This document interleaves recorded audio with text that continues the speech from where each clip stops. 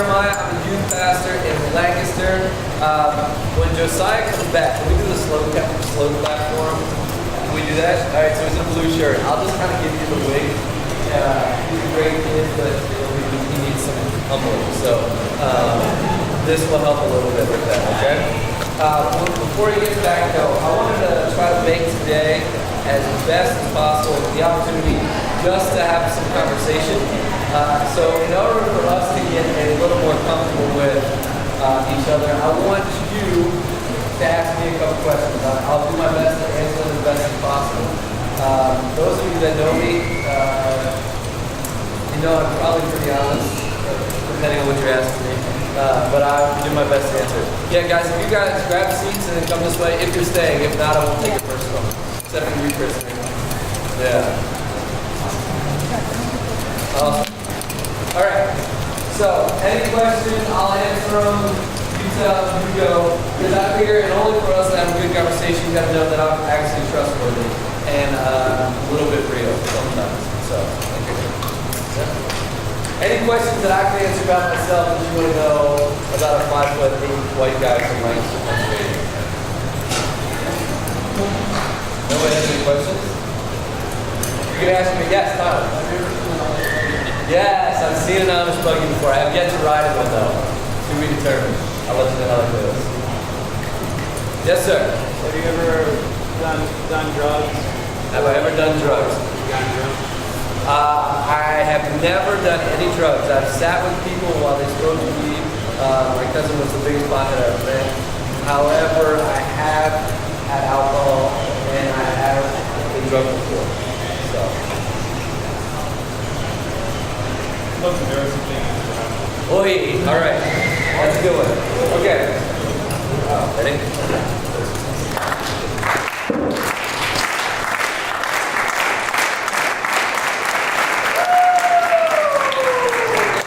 Thank you, Josiah. Thank you.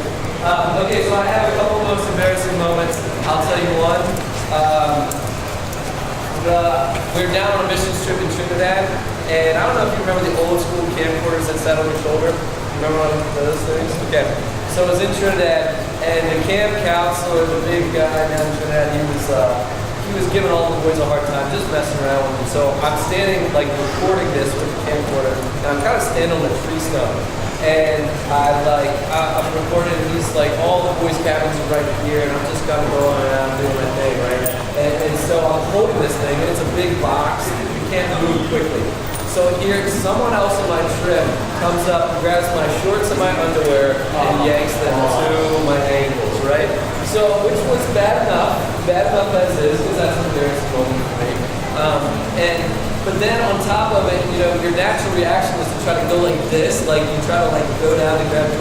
And sure enough, you know, record everything, and it's just, yeah. So, needless to say, that didn't make that good that. But, yeah, so that's one of my most embarrassing moments. I have plenty to choose from. So, anything else? Anything you want to know about me? I want you to know I'm an open book, and we kind of talk. 4 guys only power set. Anything? Good. All right, that was easy.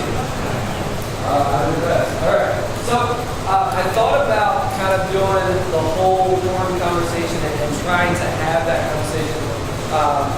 But I want to try to go a little bit deeper and maybe talk about things a little bit differently. I'm going to share my story, a little bit of what kind of God has done in my life. I want to share that quickly.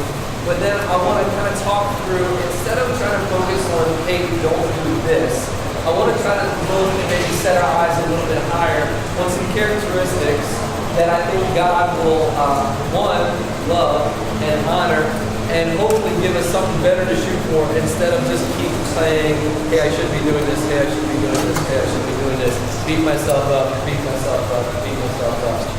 And instead see what God is calling us to do, right? We know we should be doing it, whatever it is, but we want to try to look a little bit higher. So can we do that today? You all right with that? Okay, so I am 35 years old, I think. I love sports. tried to play as many as I could, but as you can see, my physical limitations are keeping me from basketball and other such sports. But played it growing up, grew up in a Christian home. My mom was a single mom. I had 3 older brothers that are like, they're in their 50s. So they were kind of like my 3 dads. So I got like, you know, they call it discipline now, but I got spanked a lot by all 3 brothers, so it was kind of a fun deal, right? Growing up, it was really interesting. My best friend was not a Christian. He's my cousin. We were born 30 days apart. And we actually lived this really interesting life because I was a Christian. He never claimed to be. And so we always had this mix of both being good influence and bad influence on each other. And he really and I have still been close, but our lives have grown apart because our lives have naturally been close. So, accepted Christ when, you know, first grade, did that whole thing. Kind of got serious about my faith at 13. Felt like I really wanted to be a part of students' lives then. Fast forward, went like Bible college. Met my wife. We started dating 2 days after 9/11 happened, which, you know, I always joke with her that I thought the world was going to end, so I grabbed her first girl and a woman. Was at Bible college, so we got married a couple years later, and part of our story too is we've adopted 2 little munchkins, the cutest things you ever did see, and we're still a part of foster care, which is something we love. So some of the hard moments in my life, to kind of just quickly highlight them. One, not growing up with a dad. When we talk about 4 guys alone, we talk about conversations that are really hard. Most of the time, we don't do a good enough job as, 1, dads talking to our sons, and 2, sons asking our fathers if we have them about life experience. Right? So I think as a teacher, we can always get better about dads and sons and how they communicate about the tough stuff. 1, I didn't know my dad growing up. 2, was introduced to pornography somewhere, I'd say 11 or 12-ish. Internet wasn't as big a deal back then, so it wasn't as easily accessible, which kind of shaped a lot of my teenage years, right? Because it started that cycle of, oh, I want to be a good Christian. I'm really trying to follow Jesus, and then I get stuck in a rut with pornography and struggle with sexual sin, and then God would kind of help me take a step forward finally, and then it would eventually come back around. And that's kind of a cycle that I lived a lot when I was younger.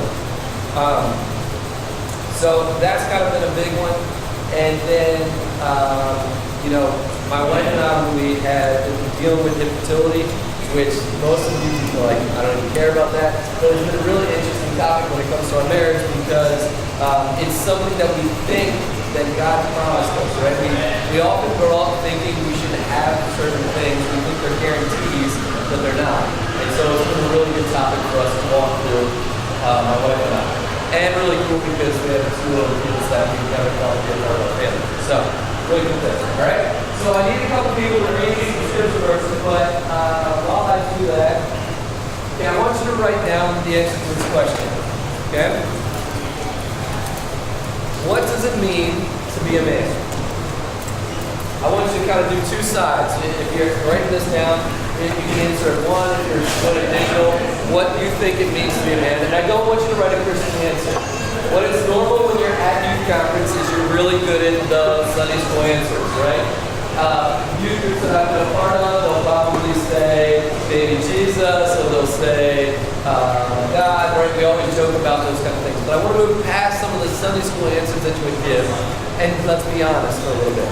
What does it mean to be a man by your standards? How do you define being a man? And then the other side of that coin, right? How do you think God defines being a man? Okay? So 2 parts of the question. I'll give you a minute or 2 to answer that. 1, what does the world define it? How does that happen? How does the world define being a man? And 2, how do you think God defines it? Okay?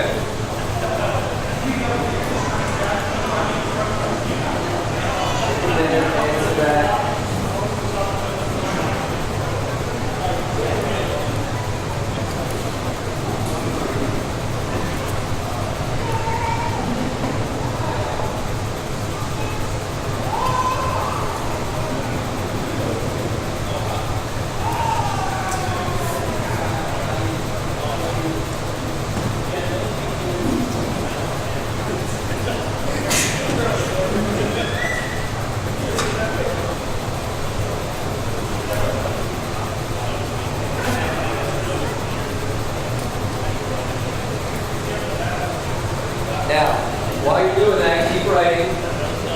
Okay? As you're writing this out, I want you to maybe think about the person. Who is the person that you think is the manliest man you know? Okay? Write his name down. The manliest man you know. I will tell you that it is not me. Alright? I can just cross that off the list for you. Sorry, it's just not going to be me. Manliest man you know.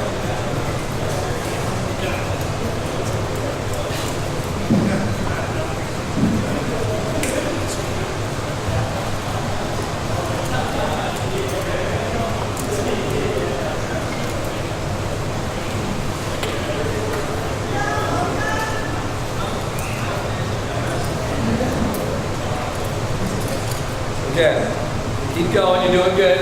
Now, a real man is blank. Help me answer that question. As a group here, a real man is blank. What? A leader. Okay? Just. Okay? Just. Huh? Honest. A real man is takes responsibility for his actions. Provider.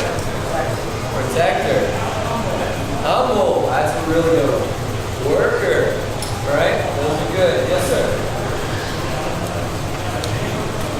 Do what's right. That's good. What else? A real man is what? Loyal. Good. Yeah. Loving husband and father. That's good. Faithful. Good. Right? Yep. Say that again.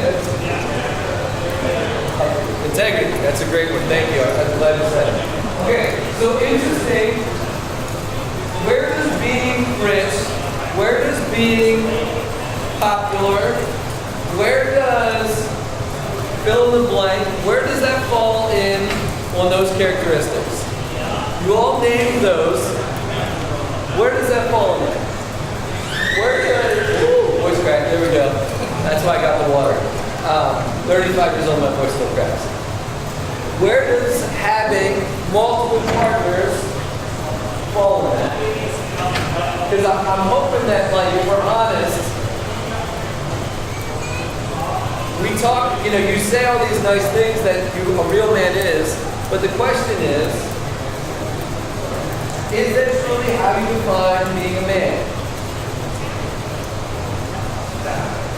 Because one of the hardest parts about being in the Christian faith is acting like the things that you're saying.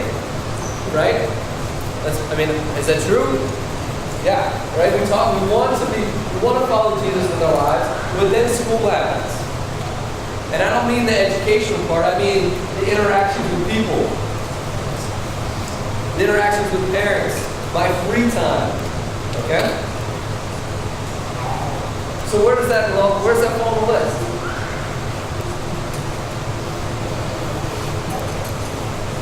So here we go. My question to you, or my thought to you is, today, can we define a little bit of manliness?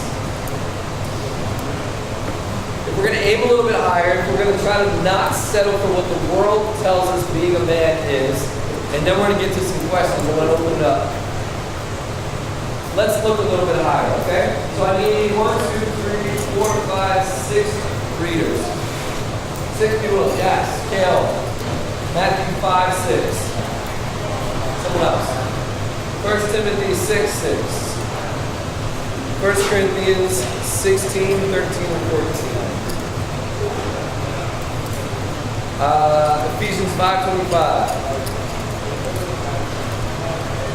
Hebrews 12, 2, 3. And one more. Let me rock it in scissors first. 1 Timothy 3, 2, 4. Scissors, scissors, scissors, scissors. Okay, just go.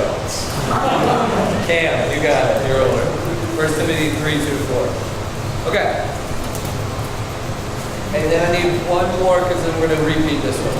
I need someone with a deep booming voice. Yes, thank you. Jaeger Baker. 1 Timothy 6, 11 and 12. 1 Timothy 6, 11, 12. Okay.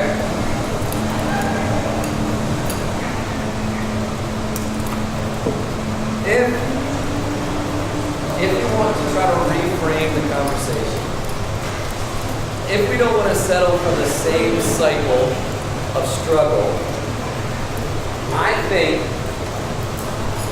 we need to start working on things that God calls us to.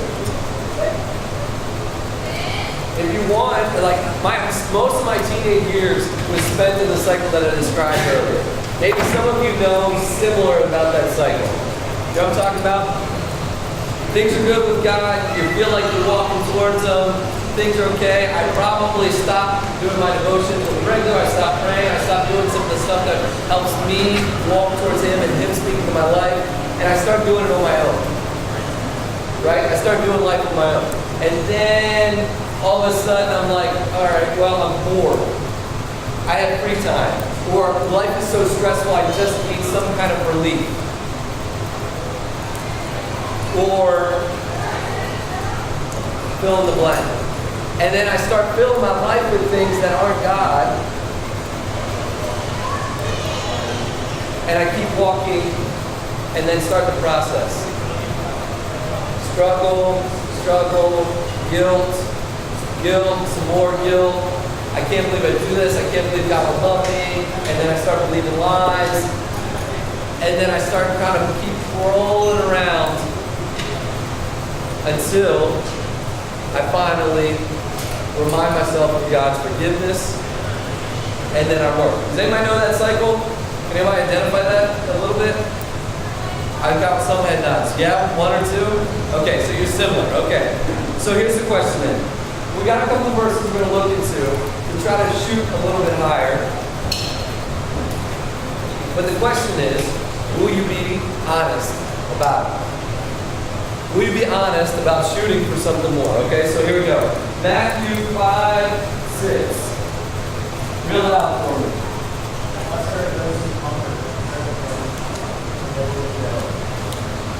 One more time. Good. Number 1. Blessed are those who hunger and thirst for righteousness. As men, how can we shoot to be righteous? Characteristic number 1 that we want to try to shoot for, to redefine being a man, is righteous. How do we define righteous? What does it mean? I bet if we take the first couple letters of the word, it might help us. Doing what's right. There we go. That's good. God sets the standard for what is right. Often I turn that into it and I try to make it a rule, and then my body bucks against rules. That's not what God's called us to. God's saying this is right because it'll both protect you and keep you and continue our relationship. Right? So how can you be more right? How can we as men be righteous? Help me out here. How can we as men, if we're going to, this group, we're going to say we're going to choose to be more righteous, how can we be more right? Know what's right. That's great. How do we know what's right? Amen. Spend time in God's Word. What else? Yeah. Good. You know the reference? Micah 6:8. It's good. Write that down as number 1. Micah 6:8. Well done. Knowing what God says is right. Here's the honest thing. I grew up in Sunday school. I went to church. I was thinking about this the other day. Because I'm a pastor, I've probably missed a grand total. I'm 35 years old. You can multiply times 52. I've probably maybe missed 50 Sundays my whole life. Because it's been part of my job, right? However, most of my life, I have faked my Christianity. Right? Thank you. We're honest.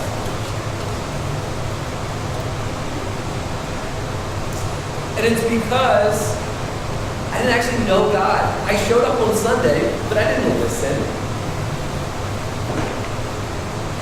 I heard things, right? But I didn't listen. So in order to not continue the cycle that most of us seem to be struggling with, choose to be right. By knowing what God is calling us to and know and says is right. Okay? Number 2. 1 Timothy 6:6. But godliness with contentment is great gain. But godliness with contentment is great gain. Again, simple answer, how can you be more godly?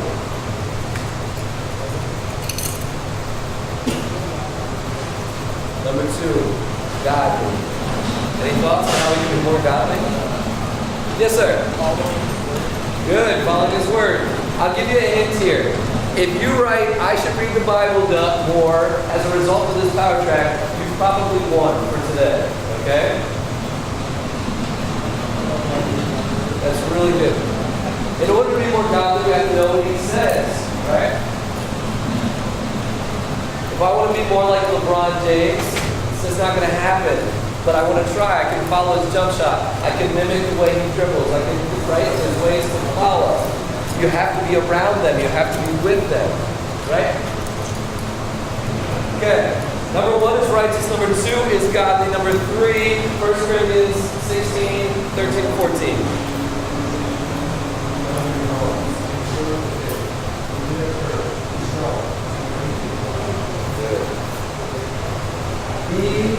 Stand firm in your faith. Be faithful. Let's be honest here. Okay, this is class participation. What are some times it's hard to be faithful?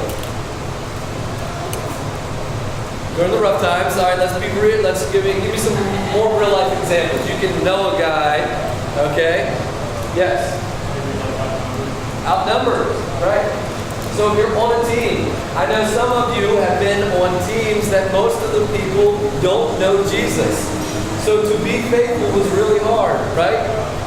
It was. And you often felt alone. What else? What else is it hard to be faithful? When you lose someone, right?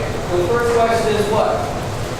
Right, death. But what do you ask first time, when the minute you lose somebody in life, whether it be family members or someone at school, what's the question? Why? Right? Moments like that, it's really hard to be faithful. What else? Yeah. For me, it's like, if I feel like if I'm tempted into believing I'm like overqualified for something, someone needs me, like, well, yeah, you just did this big teaching or something, now I need somebody to help sweep up. Right. And, you know, Yeah. I feel like that happens a lot for me where I am tempted into believing, like, man, you don't need to do this. Like, Yeah. this is some other thing. Absolutely. So I feel hard for me to take something. Yeah. We are naturally men, right? Pride, we struggle with pride. Okay? It's really hard to be faithful, right? And Christ says he came to serve, right? Not be served. It's hard for us. Okay? What else? 1 Corinthians 16, 13, 14. Any other times it might be hard to be faithful? Yes, sir. When God sends you somewhere you don't want to be. That's a really good one. Yep. That's a really good example. When God doesn't feel real. Yes, sir. Hungry, angry, lonely, tired. Yes, that's also true. Right? Feeling lonely when you are at your body is at your worst, but when also when you feel lonely, I think it's one of the least talked about struggles for guys. Because when we're lonely, we try to fill in that void with something. The question is, what do we choose to fill it with? Any others that it's hard to be faithful? Yes, sir. Not what we're about. Right after the spiritual high, not like God. Yep. Right after momentum. Yes, exactly. Right after momentum is one of the hardest times to be faithful. Okay? Number 4, Ephesians 5:25. Husbands, Love your wives as Christ loved the church and gave himself up for her. Love your wives the way he gave himself up. Sometimes it's really hard for us, especially the last part about that verse, being selfless. Loving someone is usually about being selfless. Okay? Hebrews 12:2-3.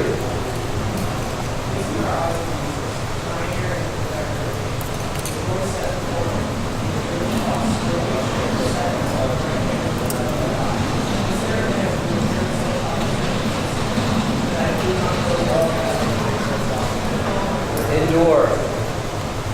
Number 5 is enduring. Number 4 is loving. Number 5 is enduring.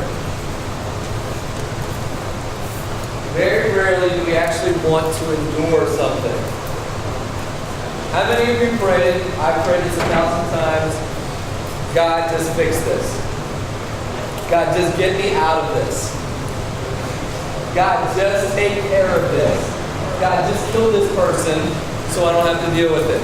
Right? Okay? Very rarely do we want to endure. However, enduring says something about us. Being in process teaches us stuff, right? No one wants to be in process because that means we need to change. Okay? Number 1, righteous. Number 2, godly. Number 3, faithful. Number 4, loving. Number 5, enduring. And number 6, 1 Timothy 3:2-4. Hold on. They're not here. You guys say a lot. So an elder must be a man who is like to love the church. He must be faithful to his wife. He must exercise self-control, live wisely, and have a good reputation. He must enjoy having tasks of his own, and he must be a good leader. He must not be a heavy drinker or be loud. He must be gentle, not quarrelsome, and not unlike. He must manage unoffended well, having gentleness, respect, and right. Some of you might know this. This is the qualifications for an elder, right? Or depending on, yeah. Anyway, so the part that I want to highlight too is not violent but gentle. Okay? Often when we define being a man, it is run through a door, kick down a wall, take a hostage, whatever it might be, situation. Taking a hostage probably not good. That's violence. That's going to jail. No, but I'm saying to you, sometimes when we define being a man, it's not gentle. However, in most of our situations in life, or at least a chunk of our situations in our life, being gentle allows God to work. I don't think many of you, if we're honest, woke up today and prayed, God, help me to be more gentle. Okay? So Matthew 5:6, being righteous. 1 Timothy 6:6, godly. 1 Corinthians 16:13-14, being faithful. Ephesians 5, loving, enduring. Number 5, Hebrews 12:2-3, and number 6, gentle. Now I want you all that have Bibles, 1 Timothy chapter 6, 11-12.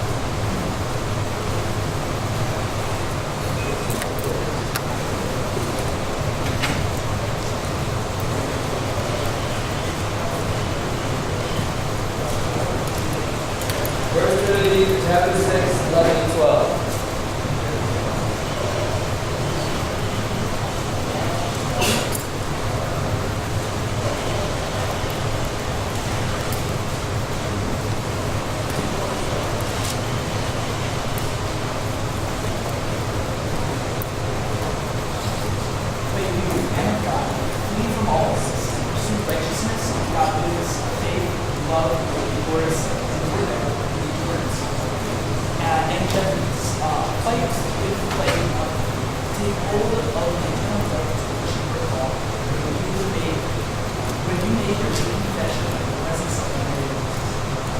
Okay, if you're taking notes, write this verse down, circle it, remind yourself, I want to pray this verse in my life.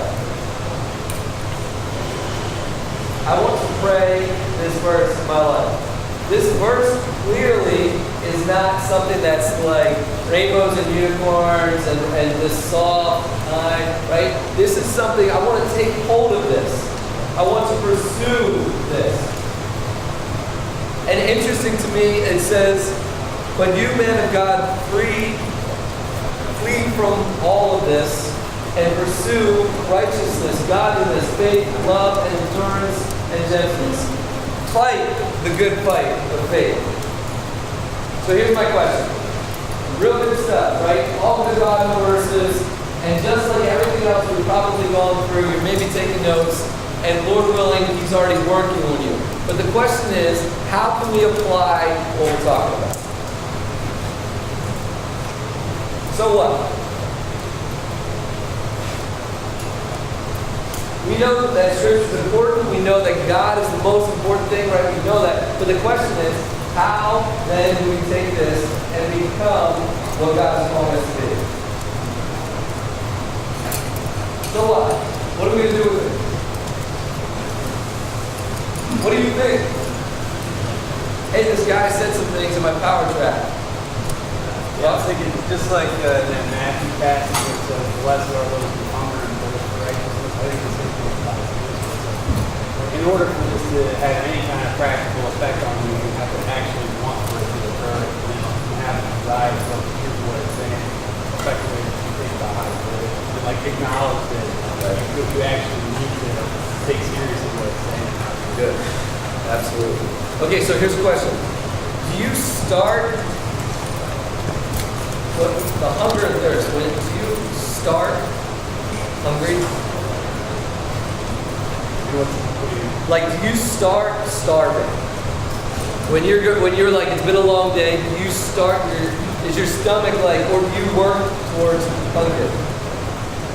Right? Guys, don't fall for the lie that says you have to have it figured out and you have to make it happen every day, all the day, and you have to be perfect. That's a lie. Right? We eat something. My preferable is Sour Patch Kids, s'mores Pop-Tarts, or beef jerky, right? And it satisfies for a little bit, right? When we eat God's Word, but then we get hungry again. You have to work at it. It takes time. Don't give up. Don't stop. If I could remind myself in your shoes at this age bracket, I'd say, you know what? I didn't do my devotions the last 7 days. I'd be honest with myself, right? I'd say, you know what? And I would tell my youth pastor, hey, it's been 7 days since I even read God's Word. And frankly, I don't care. But I want to try again today. Get up and do it again. If you want to stop struggling with some of the things, set a goal that God's calling you to and start small. Take little steps. You want to be a man? You want to follow what God is calling you to be? Take little steps towards it. What else? What do you think? How do we apply it?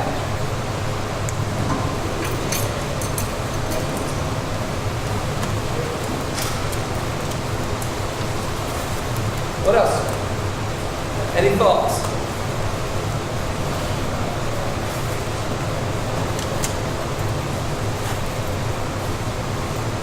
Yeah. Yeah? What? All right. So what would be an attainable goal? What would be a goal that we could set together? What would say, hey, you know what? I want to do this. What's a goal?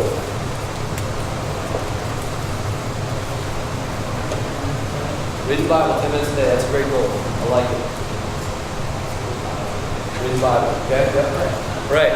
Okay. So here's the question. This is where we merge on the Christian answers right now, right? Okay? So my question to you is, start small.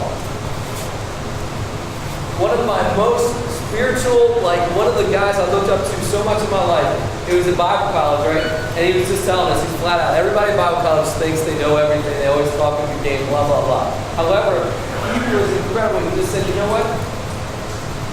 You gonna do your devotions today? All right, let's try tomorrow. Let's try tomorrow. Don't let guilt rob you of the next 7 days with Jesus.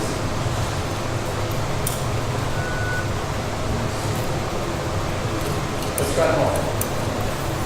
Let's try tonight. Okay? What else? Anything else? Because I want to open up to questions, because I don't want to completely disregard any of the chance to talk.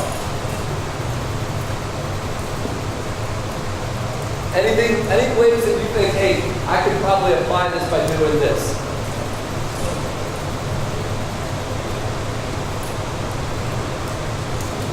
No? Yes, sir.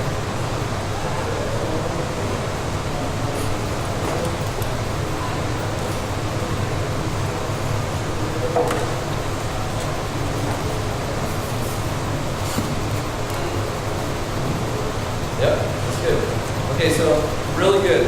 He said, read the Bible, obviously, and instead of just trying to use it to stop, like, from doing something wrong, sometimes I use, like, the Bible as kind of like a barrier. Like, instead of using it to change my life and allow, I just kind of like, hey, God, I need one verse that'll make me feel better about this, right? But instead letting God's word change your life and actually integrating, walking through it, being a part of it, praying the verses that you read. It's good. Anything else? What about you? Any application that you think might be beneficial for us?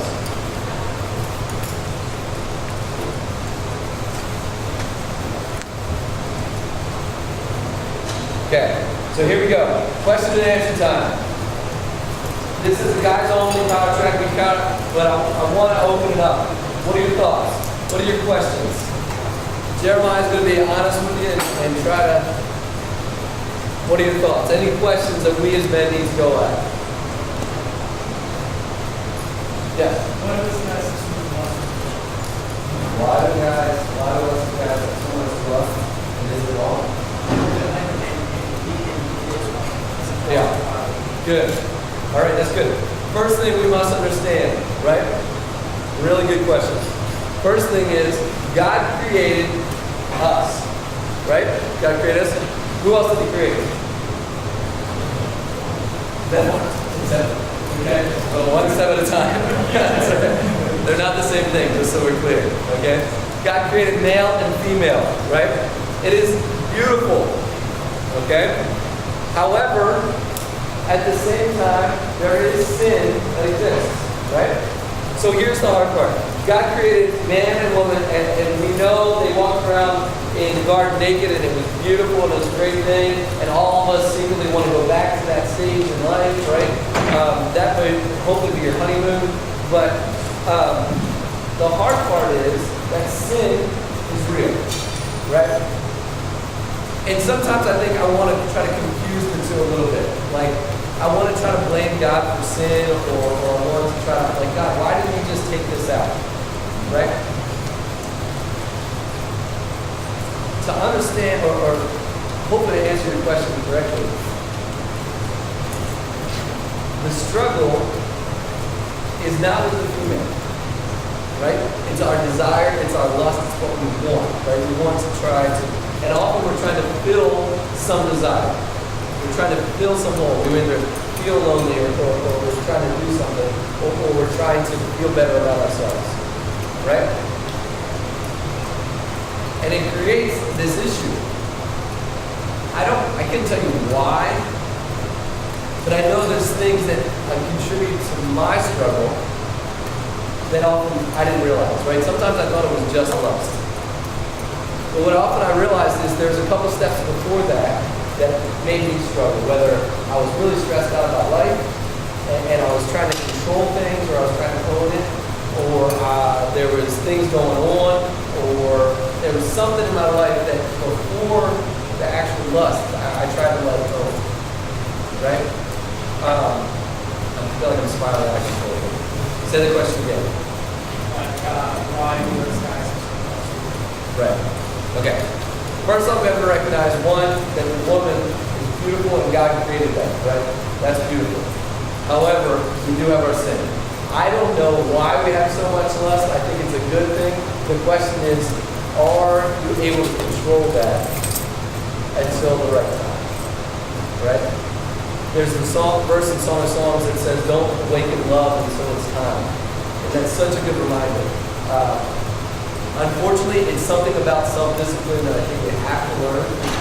I couldn't tell you why we have so much lust. I think partially it is a good thing because we desire to be in a relationship, we desire to be with what God has created us to be. But at the same time, I think sin has caused us to spiral a little bit out of control, right? And we use that to fill some of the other needs in our lives. Does that make sense? That felt like a better answer than saying person. Yes, sir. Sure. This is kind of a personal issue for me, and I read a lot of books. Something that may kind of answer your question is at least something I read is that as men we are visual. I think we can all attest to that. We're very visual, and our culture around us feeds into that. So what you struggle with, your desires that are perfectly natural, and you can't control, they get unnatural because of all the stimulation around us. So it makes it harder. And that's not your fault. It's just the way the world is. And learning how to be self-disciplined is your question. A good resource for everyone here is, and actually I think they have one of the versions in the bookstore, is every young man's battle. There's a separate version. Every man's battle. It's all about dealing with that struggle. So. That's good. Being visual is really good. Thanks for that. What else? Any other questions? That was a really good one. Any questions? Any thoughts? Yes, sir. As a pastor, leader, are you accountable for anybody depending on how you're doing personally? And do any of your young men, are they accountable to you? Yeah. Good. Okay, so talking specifically for pornography and also sexual sin in general, but also, and let's open up the can a little bit more, sin in general. Being accountable to someone is both the hardest thing, but also the best thing.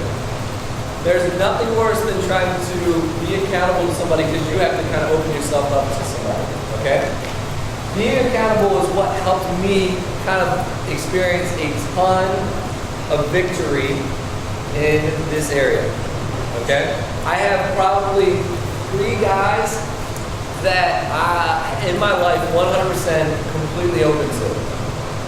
About all the topics, all the things, everything I need, and they're speaking to my life, not just about making sure I'm pure, but also how am I treating my wife, how am I treating my kids, how am I treating fill in the blank, am I being angry, am I doing this, right?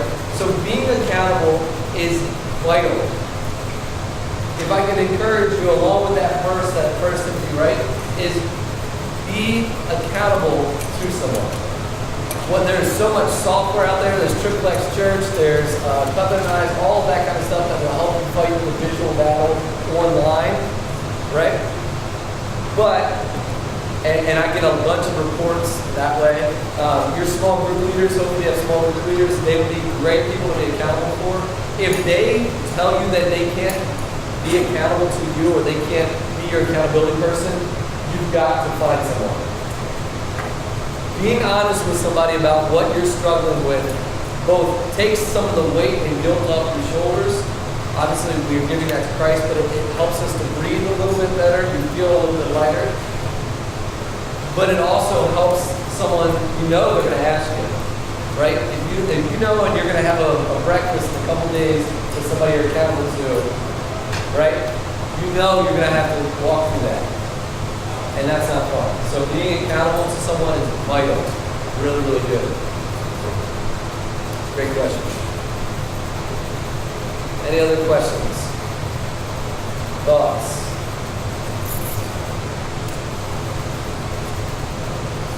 Yeah. Is it considered what? Okay, good. Two parts to that question. Did everybody hear the question? Is oral sex considered a loss of virginity? Here's what I would say. First question I always ask somebody when they ask me that question is, why do we try to define the line there? Right? When Christ says, when he talks about adultery, he says, if you've been thought about her, you've already committed adultery. Right? So I would say, yes, that is a loss of virginity. Okay? Because a lot of times we end up trying to confuse ourselves with lines. We put certain lines in our life to make us feel better, right? Let's be honest. Instagram, right? Instagram, there's, for the most part, there's no porn for the most part, right? They try to fight against that. However, there's a bunch of women that are scantily clad that are probably don't help you in your spiritual walk, let me put it that way, right? And so I make myself feel better, or I can make myself feel better by only looking at that stuff, right? So I'm drawing my line. I'm not doing porn or fill the blank, right? But, however, I'm still committing sin. Make sense? Same thing happens, I think, when anytime we try to put a line in a relationship with a girlfriend or something like that, we're already probably anything short of hand holding or kissing, I'd say you're probably going to set yourself up for failure. Good question.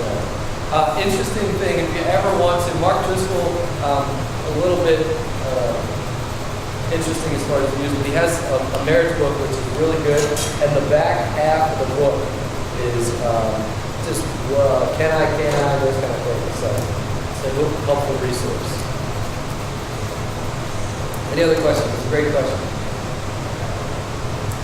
Yes, sir. Can you kind of outline what you think kind of the main reasons why pornography is bad, like is bad for people? What does looking at pornography destroy, or what are the reasons why? Good. Okay, that's a great question. Why is looking at porn bad? Okay, so some of us probably, this is maybe a very simple question, but here's a couple things. One, it changes your view of women. Very simply, when I was stuck in ruts, I was convinced, or I'd look at every single woman that walked by me as an object. Right? I would think through, I wonder what she looks like, I wonder this, I wonder that, I wonder, you know what I mean? And I thought that you get trained in your brain to think that women are there for your own pleasure, which is not true. Okay? So not only one, does it turn your brain and turn it into looking at something as an object, right? I've noticed that I become frustrated and angry and irritable, and it changes my personality. Often when I was stuck in porn, I'd be grouchy for no reason. And it's because it's frustration. It's built up. You're a part of something, but you're not a part of something, right? And so it would change my personality. Not only does it objectify women, it would change me and it would change the way I view other people, right? And so, on top of it being a sexual sin, like a visual, right? It would change so much of my day-to-day life, and it wouldn't own me.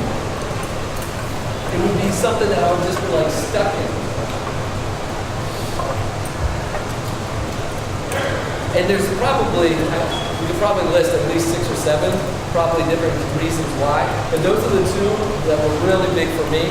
Objectifying women, change them into something that I thought was there for my own benefit, and frustrated why other women or women would not be interested in me, right?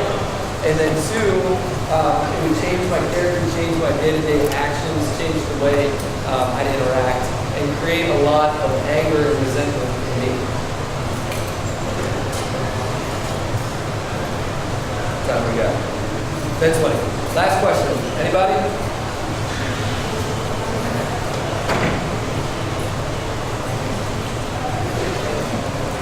Okay.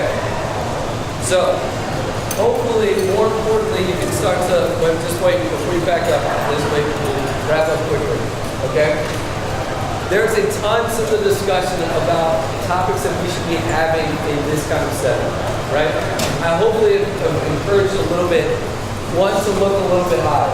Often we settle for do this or don't do this, or do this or don't do this. But hopefully you striving for what God is calling you to takes out some of the issues underneath. But accountability is such a good thing, and I can encourage you, do it. Not just for sexual sin, but also for day-to-day life in pursuing Christ. Your relationship with the guys in your small group, you being honest about what's going on in your life, will propel you and push you further towards Christ. So, it's really hard to start, but it's something that's really valuable. Most of you can probably attest, you might have probably sort of started a conversation with somebody like, hey, I need to talk about this, and then it just kind of fades out over time. Have a good conversation, have good talks with someone, talk with your youth leader, talk with your youth pastor, talk with your small group leader, talk with the guys around you that you're with. Say, hey, I'm struggling, and start the conversation with them. Okay? Let me pray. God, thank you for these guys. Father, thank you for their willingness to even come here.